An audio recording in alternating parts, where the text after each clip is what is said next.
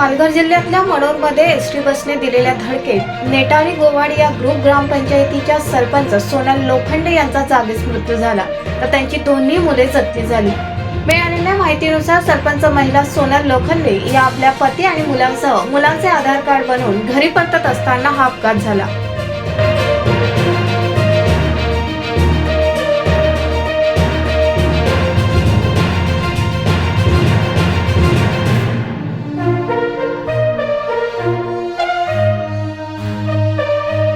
दरम्यान पालघरहून विक्रमगडला जात असलेल्या एसटी बसला मोटरसायकल धडकल्याने ते सर्वजण रस्त्यावर खाली पडले।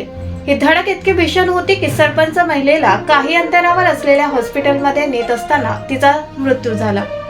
घटनेनंतर मनोर पोलिसांनी गुन्हा दाखल करून एसटी बस आणि बस चालकाला ताब्यात घेतलं असून पुढील तपास करत आहेत।